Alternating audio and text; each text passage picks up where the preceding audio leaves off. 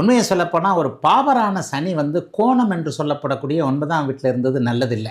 ஆனால் இதே நேரத்தில் இன்னொன்னையும் சொல்லணும், 2020, 21, 22 எப்படி இருந்ததுன்னு மிதுனராசிக்காரங்களுக்கு கேட்டால் அப்படியே கைகாலெலாம் ஆடி போகும். அப்போ அஷ்டம சனி அவங்களுக்கு.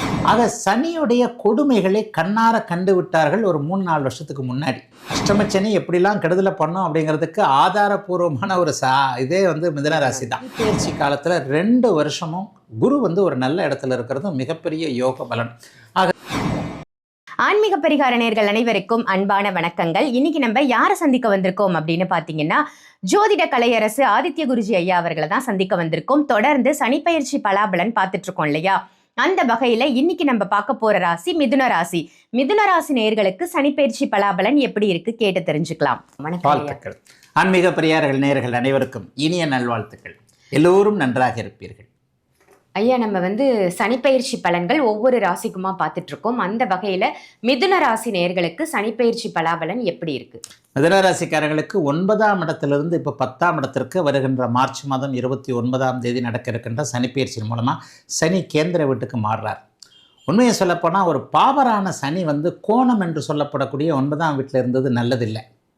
ஆனால் இதே நேரத்தில் இன்னொன்னையும் சொல்லணும், 2020, 21, 22 எப்படி இருந்ததுன்னு மிதுனராசிக்காரங்களுக்கு கேட்டால் அப்படியே கைகாலெலாம் ஆடி போகும். அப்போ அஷ்டம சனி அவங்களுக்கு. ஆக சனியுடைய கொடுமைகளை கண்ணார கண்டு விட்டார்கள் ஒரு 3-4 வருஷத்துக்கு முன்னாடி. அஷ்டம சனி எப்படிலாம் கெடுதலை பண்ணோம் அப்படிங்கிறதுக்கு ஆதாரபூர்வமான ஒரு இதே மிதுனராசி தான். இப்போ நடந்துக்கிட்டு இருக்கிறது கடகராசிக்கு. ஆக இதுக்கு கடகராசிக்கு முன்னாடி மிதுனராசிக்காரர்கள் கடுமையான பலன்களை அனுபவிச்சாங்க. ஒரு சர்க்கிள் தான். ஒரு 10 வருஷம் 15 வருஷம் கழிச்சு தான் சனி கெடுதல்களை கொடுப்பார். அட்டமத்து சனியில் 10% சொல்லப்படக்கூடிய 100% கொடுமைகளை, கடுமைகளை, கெடுபலன்களை மிதுனராசிக்காரர்கள் அனுபவித்தவர்கள் இப்போ நல்லா இருப்பாங்க. ஏன்னா உங்களுக்கு அந்த நேரத்தில் பிரிவுகள், இழப்புகள், துயரங்கள், நஷ்டங்கள், கஷ்டங்கள் எல்லாமே அவங்களுக்கு நடந்தது. இப்போ 9ஆம் இடத்திற்கு வந்தபோது அவரே பாக்கியாதிபதியாகி ஆட்சி வீட்டில் இருந்ததுனால கொஞ்சம் மூச்சு வர மாதிரி இதை கொடுத்தாரு. பெருசாக ஒன்றும் சனி பகவான் கொடுக்கல. ஆனால் பாவரான சனி 10ஆம் இடத்திற்கு வந்தார்னா கொஞ்சம் தொழில் அமைப்புகளில் நல்ல மாற்றங்களை கொடுப்பார். இது வரைக்கும் இல்லாத அளவிற்கு ஒரு பதவி உயர்வு, சம்பள உயர்வு, ஸ்டாண்டர்டான வேலைன்னு சொல்கிறோம் இல்லையா? அதாவது ஒரு நிலையில் ஒரு ஜிக்ஜாக்காக இருந்த, ஆமாம், ஏற்றம் இறக்கங்களோடு இருந்த வேலை, டெம்பரவரியாக இருந்தவங்கலாம் பெர்மனண்ட் ஆகக்கூடிய அமைப்புகள்லாம், இந்த நிரந்தரமான வேலை அமைப்புகள்லாம் இப்போதைக்கு இருக்கும். பிடிச்சமான வேலை அமைப்புகள் இருக்கும். தொழிலை ஆரம்பிக்கிறது நல்லாயிருக்கும். தொழிலை கொஞ்சம் கொஞ்சமாக அப்படியே டெவலப் பண்ணக்கூடிய அமைப்புகள் கண்டிப்பாக உண்டு. சனிப்பெயர்ச்சி நடந்தது 2 மாதத்துக்கு அப்புறமே ஜென்ம குருவாக அவர் ராசியிலேயே குரு பகவான் வரப்போகிறார். அதுக்கப்புறம் அவர் 2ஆம் இடத்துல வருவார். இந்த சனிப்பெயர்ச்சி காலத்தில் 2 வருஷமும் குரு ஒரு நல்ல இடத்துல இருக்கிறதும் மிகப்பெரிய யோக பலன். ஆகவே மிதுனராசிக்காரர்களுக்கு கொஞ்சம் விடிஞ்சிருச்சுன்னு அர்த்தம். கொஞ்சம் விடிஞ்சிருச்சு. இது வரைக்கும் இல்லாத அவருக்கு வேலை, தொழில், வியாபாரம், விவசாயம், எந்த துறையில் இருக்கிறீங்களோ, ஜீவன அமைப்புகள்னு சொல்லுவோம், எந்த துறையில் இருக்கிறீங்களோ அந்த துறையில் நீங்கள் மேலே வர்றதுக்கான, நம்பர் 1 வர்றதுக்கான எல்லா அமைப்புகளும் சக்ஸஸாக பலிக்கும்.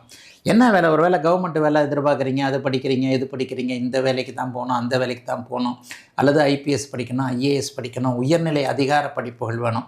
இந்த மாதிரியான அமைப்புகள் இருக்கிறவங்களுக்கு ஜாதகத்தினுடைய தசாபக்தி அமைப்புகளுக்கு ஏற்றவும், ஜாதகத்துடைய வலுவிற்கு ஏற்பவும் கவர்மெண்ட் வேலை கிடைக்கணும்னு ஈஸியாக சொல்லிட்டு போயிடுவேன். ஒருத்தர் கலெக்டர் வேலை கிடைக்கணும்னு, ஒருத்தர் குரூப் 4 எனக்கு போருங்க, ஒரு ஓஏ வேலை, அசிஸ்டன்ட் வேலை கிடைச்சா கூட போருங்கன்னு.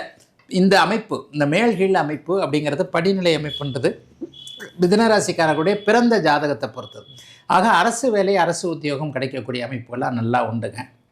மற்றபடி சனியினுடைய பார்வை அமைப்புகள் 12ஆம் இடத்தை சனி பார்க்கறதுன்றது ஒரு வகையில் நல்லது. செலவுகள் கட்டுப்படும், சேமிப்புகள் இருக்கும். விரைய செலவுகளை தடுக்கக்கூடிய அமைப்புகள் கண்டிப்பாக உண்டு. அசுப செலவுகளை நிறுத்தி வைத்து சம்பாதிக்கிற பணத்தை அப்படியே சேர்த்து வைக்கக்கூடிய அளவிற்கு சேர்த்து வச்சா என்ன பண்ணுவீங்க? அதற்கடுத்து ஏதாவது வரக்கின்ற 2 வருஷம் கழித்து 11ஆம் இடத்துல அவர் வரும்போது ஏதாவது வீடு கட்டுறது, வாசல் கட்டுறது, அந்த மாதிரியான ஒரு அமைப்புகள் வரும். சேமிக்கிற அளவுக்கு வருமானம் வரும்ன்றது தான் இதில் முக்கியம். சேமிக்கணும்னு சொன்னால் அதுக்கேற்ற மாதிரி வருமானம் வரணுமே. இப்போ 10 ரூபா சரியாகவே இருந்ததுன்னா உங்களுக்கு மாதம் 25ஆம் தேதி 27ஆம் தேதிக்கு பிறகு எதுவுமே இது பண்ண முடியாது. ஆக வருமானம் கொஞ்சம் நன்றாக வரும். ஜீவன அமைப்புகள் நன்றாக இருக்கும். அப்பா அம்மாவை பற்றி இது வரைக்கும் இருந்து வந்த கவலை தீரும். குறிப்பாக கடந்த 9ஆம் இடத்துல அப்பாவால் அப்பாவுடைய மன கஷ்டம், அப்பாவுக்கு உடம்பு சரியில்லை, அப்பாவுக்கும் பிள்ளைங்களுக்கும் ஆகலை, தந்தை சரியாக இல்லை, அல்லது தந்தையுடைய சொத்துக்கள் சரியாக இல்லை, அப்பாவுடைய கொடுத்த சொத்துக்களை அனுபவிக்க முடியல, பூர்வீகத்தில் நல்லா இல்லை, வெளிநாட்டில் இருக்கிறேன், இன்னும் இங்கே வர முடியல. 9ஆம் இடத்துல இருக்கும்போது சொந்த ஊருக்கு போக முடியாது. சென்னையிலேயே இருக்கிறேன், தென் மாவட்டத்தை சேர்ந்தவன், தென் மாவட்டத்தில் போய் மறுபடியும் ஊரில் போய் விவசாயம் பார்க்கலாம், அல்லது ஊர்லேயே போய் செட்டில் ஆகலாம், ஊரில் வீடு கட்டலாம். இந்த மாதிரி சொந்த ஊர் போவதற்கு இருந்து வந்த தடைகள் அத்தனையும் விலகக்கூடிய அமைப்பு இப்போ மிதுன ராசிக்காரர்கள் எல்லாருக்குமே இருக்குது. நினச்சதை சாதிக்கக்கூடிய நல்ல அமைப்புகள் கண்டிப்பாக இருக்கும். விவசாய பெருமக்களுக்கு ரொம்ப சூப்பராக இருக்கும்.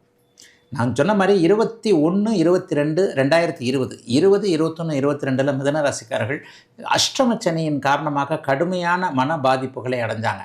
அதிலிருந்து அப்படியே படிப்படியாக ரெக்கவர் ஆகக்கூடிய அமைப்பு. அப்பப்பட்ட கஷ்டத்திலிருந்து இழந்தது உயிர் இழப்புகளை தவிர ஒரு பொருள் இழப்பு. அந்த நேரத்தில் 3 வருஷமாக நான் வந்து ஒரு மாதிரி தொழில் ஆரம்பித்தேன், ஒரு 10 லட்சம் போச்சு, 1 கோடி போச்சு, 50 லட்சம் போச்சு. இவங்களுக்கெல்லாம் அந்த இழந்த பணத்தை திரும்பி வரக்கூடிய அமைப்பு, இழந்த நட்புகள், இழந்த உறவுகள், இந்த மாதிரியான விஷயங்கள். கொஞ்சம் கோர்ட்டு போயிருக்கிறவங்க, குடும்பத்தில் பிரச்சனைகள் இருந்தவர்கள், அப்பா பிள்ளைங்களுக்குள்ள சண்டை சச்சரவுகள் இருந்தவர்கள், கணவன் மனைவி உறவுகளுக்குள்ள பிரிவுகள் போன்றவைகள் இருந்தவர்கள், மன அழுத்தத்திலிருந்து வந்த பெண்கள், அது ரொம்ப ரொம்ப முக்கியம். ஒரு 40-50 வயசுக்கு மேற்பட்ட பெண்கள் வந்து அந்த காலகட்டங்களில் கடுமையான ஒரு மன அழுத்தத்தை அடைந்தார்கள். பெண்களுக்கு 2 விஷயந்தாங்க நான் அடிக்கடி சொல்லுவேன். அதாவது இந்திய பெண்கள் தான் கலாச்சாரத்துடைய தூண்கள். ஒரு பெண்ணுக்கு என் புருஷன் நல்லா இருக்கணும், என் பிள்ளைங்க நல்லா இருக்கணும், இதை தாண்டி வேற எதையுமே ஒரு இந்திய பெண் யோசிக்கவே மாட்டான். கண்டிப்பா குடும்பம் தான் முக்கியம். ஆமா, பயங்கர சுயநலவாதிகள். யார் எக்கெடுக்கிட்டு போனா என்ன, என் புருஷனே என் பிள்ளைய நல்லா இருந்தா போறோம். இதுதான் வந்து மனதளவிலையும் எல்லாத்துலேயும் செயல்படுத்தி காட்டக்கூடிய அமைப்பு பெண்களுக்கு உண்டு. இதில் வந்து பாதி பேர், முக்கால்வாசி பேருக்கு கணவன் குழந்தைகளால் ஏதாவது குறைகள் இருந்தன. அந்த குறையெல்லாம் இப்போ தீரப்போகுது. ரொம்ப முக்கியமானது, வீட்டில் மங்கள விஷயம் நடக்க போகுது. சுப மங்கள விஷயங்கள், குழந்தைகள் அல்லது பெரியவர்களுக்கு குழந்தைகளை வந்து நல்ல விதமாக பண்ணி காக்கக்கூடிய அமைப்பு. ஒரு பிள்ளைக்கு கல்யாணம் பண்ணுறது, பெண்ணுக்கு கல்யாணம் பண்ணுறது, ஏற்கனவே கல்யாணம் பண்ண பெண்ணுக்கு வளைகாப்பு போன்ற விஷயங்கள், சிறு குழந்தைகளுக்கு பூப்புனித நீராட்டு விழா, பெண்களுக்கான மங்கள நிகழ்ச்சிகள்லாம் மிதுன ராசிக்காரர்களுடைய வீட்டில் கண்டிப்பாக நடக்கும். அதே சிறு வயதுக்காரர்கள் அவர்களுக்கு எல்லாம் நடக்கும். நீங்கள் மனசில் நினச்ச மாதிரி ஒரு நல்ல கல்யாண அமைப்புகள், காதலன் காதலி உறவுகள் பலப்படும். இது வரைக்கும் திருமணத்திற்கு சம்மதிக்காத, ஏன்னா ஜன்மத்தில் போய் உட்காந்து 7ஆம் இடத்தை குரு பார்க்க போகிறார். சனிப்பெயர்ச்சினா சனிப்பெயர்ச்சி மட்டும், சனி மட்டும் கிரகம்லன்னு இப்போ சொன்னனே, ஒரு எல்லா கிரகங்களையும் பரவலாக சொல்கிற அமைப்புகள் தான். சனிப்பெயர்ச்சி நடந்த 2 மாதத்தில் குரு பகவான் 1ஆம் இடத்துலேருந்து 7ஆம் இடத்தை பார்க்க போகிறார். 7ஆம் இடத்தை பார்த்துட்டாலே மனம் போல மாங்கல்யம் என்கின்ற அமைப்பு கண்டிப்பாக உண்டு. காதலிச்சுக்கிட்டு இருக்கிறவங்களுக்கு சம்மதம் கிடைக்கக்கூடிய அமைப்பு. என்னதான் நான் லவ் பண்ணாலும் எங்கள் அப்பா அம்மா சம்மதிக்காமல் நான் கல்யாணம் பண்ணிக்க மாட்டேன் அப்படின்ற ஒரு நல்ல கோட்பாடு இன்றைய இளைஞர்கிட்ட இருக்கத்தான் செய்யுது. சண்டை போட்டாலும் சரி, அப்பா அம்மா கிட்ட பண்ணாமல் நான் வந்து பண்ண மாட்டேன் அப்படின்ட்டு ஓடி போகிறவர்கள் இருக்கிறார்கள், 1% சொல்லலாம். ஆனாலும் 99% இளைய பருவத்தினர் அப்பா அம்மாவை வந்து ஓரளவுக்கு சேஃப் தான் பண்ணுறாங்க. அப்படிப்பட்டவர்களுக்கு மிகுந்த ஒரு நல்ல சம்மதத்தோட அம்மா அப்பாவுடைய சம்மதங்கள், மனப்பூர்வமான அமைப்புகள், ஆசீர்வாதங்கள் எல்லாமே கிடைக்கும். அப்போ சொந்த வாழ்க்கை அமையும். கணவன் கிடைப்பார், மனைவி கிடைப்பார், குழந்தைகள் கிடைக்கும். 10ஆம் இடத்தினால வேலை, தொழில், வியாபாரம் போன்ற அத்தனை அமைப்புகளும் நன்றாக இருக்கும். சேமிப்பு பெருகும். சேமிக்கும் அளவிற்கு வருமானங்கள் இருக்கும். வயதானவர்களுக்கு சந்தோஷம் இருக்கும். உண்மையை சொல்லப்போனால் நான் நடுத்தர வயதில் இருக்கக்கூடியவர்களுக்கு ஒரு கிஃப்ட் மாதிரியான மாற்றம். இந்த மாற்றம் வேலை தொழில் அமைப்பில் ரொம்ப நல்ல விதமான அமைப்பு. ஒரு ஸ்டேஜுக்கு போகிறோம்னு சொல்கிறோம் இல்லையா, ஒரு 3 வருஷத்துக்கு அப்புறம் நீங்கள் ஒரு உயரத்தில் இருப்பதற்கான, இன்னும் ஒரு 2.5 வருஷத்தில் நீங்கள் கோபுர உச்சியில் இருக்கணும். 11ஆம் இடத்து அடுத்த சனிப்பெயர்ச்சியில். இப்போ அடுத்த சனிப்பெயர்ச்சியில் நீங்கள் டாப்பாக இருக்கணும்னு சொன்னால் இப்போவே அதற்கான ஸ்டெப்பில் நீங்கள் ஏறணும்ல. அப்போ இந்த 10ஆம் இடத்து சனிப்பெயர்ச்சி என்ன பண்ணணும், வேலை தொழில் அமைப்புகளில் ஒரு டாப் லெவலில் ஜிஎம் மாதிரி, மேனேஜர் மாதிரி, முதலாளி மாதிரி, அங்கே இப்படி மாதிரி இப்படி மாதிரி நீங்கள் தான் தவிர்க்க முடியாத ஒரு சக்தி என்பதான ஒரு ஜீவன அமைப்புகளில் இருக்கக்கூடியதுக்கு உயரத்திற்கு போகக்கூடிய படிக்கட்டுகள், ஃபவுண்டேஷன்களை இந்த 10ஆம் இடத்து சனி செய்யும். ஆகவே சனிப்பெயர்ச்சி மிகப்பெரிய அளவில் ஒரு கை கொடுக்கக்கூடிய ராசிகளில் மிதுன ராசி ஒன்றுன்னு சொல்லலாம்.